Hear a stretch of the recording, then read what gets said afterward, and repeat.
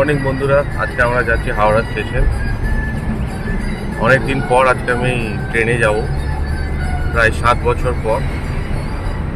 সুহাসিনীরা গেছে পুনা, তো আমি ভাবছি আমিও একটু শিউরি ঘুরে আসি। বাস বা গাড়িতে তো অনেকবার গেলাম, আর যেহেতু রাস্তার কন্ডিশন এখন ভালো নেই বর্ধমানের পরে, একা একা আর জ্যামে দাঁড়িয়ে থেকে লাভ নেই, সেই জন্যই ভাবলাম যে একটু ট্রেনে যাই। তো এই হাওড়ার জন্য বেরিয়ে গেছি। প্ল্যান হচ্ছে ওখানে হাওড়া রেল মিউজিয়ামটা দেখা। তো দেখি যদি টাইম পাই তাহলে হাওড়া রেল মিউজিয়ামটা দেখে তারপরে আমার শিউরির জন্য হুল এক্সপ্রেসে টিকিট আছে, হুল এক্সপ্রেসে যাব। আমি ভিআইপি রোড থেকে হাওড়ার দিকে যাচ্ছি। তো হাওড়াগামী যে কোনো বাস বা ট্যাক্সি, শেয়ার ট্যাক্সি বা ওলা উবার যে কোনো ধরেই আপনারা এই হাওড়া রেলওয়ে স্টেশন আসতে পারেন। অনেকেই যারা হাওড়া থেকে আরও দূরপাল্লা ট্রাভেল করছেন তারা এই সময় বার করে একটু আগে এসে এই রেল মিউজিয়ামটা দেখে নিতে পারেন।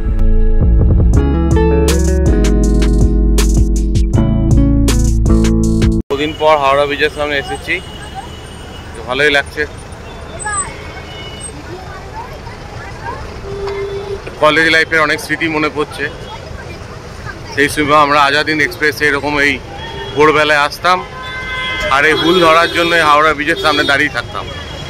তো অনেক পুরনো স্মৃতি, প্রায় 20 বছর আগেকার স্মৃতি। হাওড়া স্টেশন থেকে মানে ওল্ড স্টেশন থেকে নিউ স্টেশন হয়ে আরও সোজা আমাদের এগিয়ে যেতে হবে রেল মিউজিয়ামের দিকে, একদম প্রায় লাস্ট কর্নারে। তো যেতে যেতে আপনারা এই দেখতে পাবেন সামনেই রেল মিউজিয়াম, খুব সুন্দরভাবে সাজানো হয়েছে। এন্ট্রি ফি এখানে 10 রুপিস। এখানে টয় ট্রেনও চলে, তারও এন্ট্রি ফ্রি, মানে ride free 10 rupees per person. এটাও কিন্তু মানডে ক্লোজ থাকে।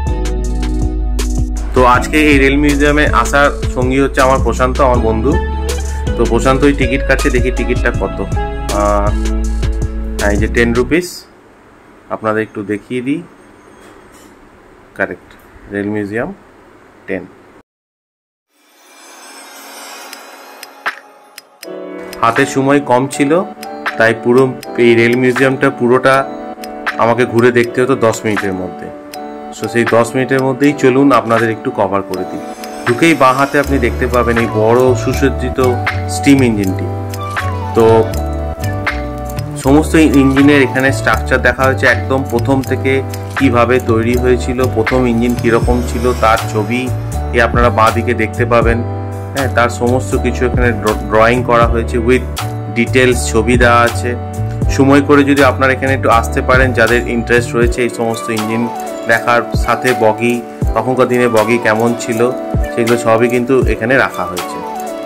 ইঞ্জিনের ভেতর যারা ইঞ্জিন চালাচ্ছেন তাদের এক মূর্তিও তৈরি করা হয়েছে। তো আপনি একটা রিয়েল একটা আভাস পাবেন যে তখনকার দিনে ট্রেন কেমনভাবে চলতো। এটা বাচ্চাদের জন্য কিন্তু খুব আকর্ষণীয় স্থান একটা, কেন তারা তো এখন এই স্টিম ইঞ্জিন দেখতে পায় না, তো তারা অ্যাটলিস্ট দেখতে পাবে যে স্টিম ইঞ্জিন কেমন হয়। ইঞ্জিনের ভেতরে উঠেও আপনি দেখতে পাবেন যে কিভাবে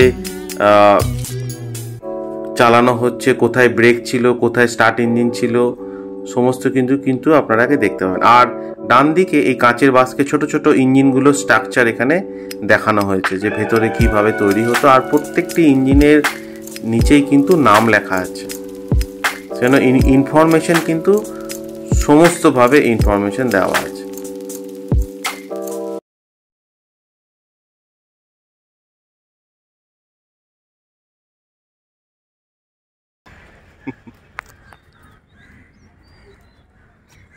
কিন্তু অনেক বড়, কিন্তু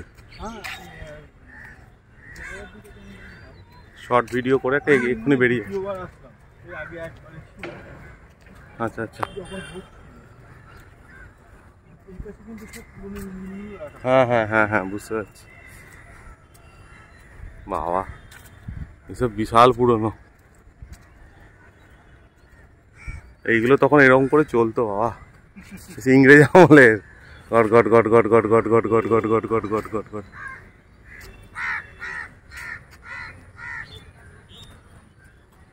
বাবা, এটা কি ওয়াচ টাওয়ার নাকি? হ্যাঁ কিছুটা হবে। ও হাওড়ার একটা ইয়েও করেছে, বিরাসত। এগুলো কি স্টেশন মাস্টার নাকি? বিরাসত।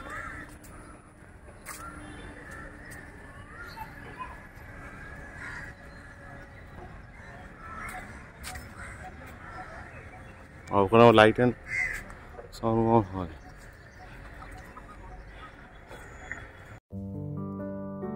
তো এখানে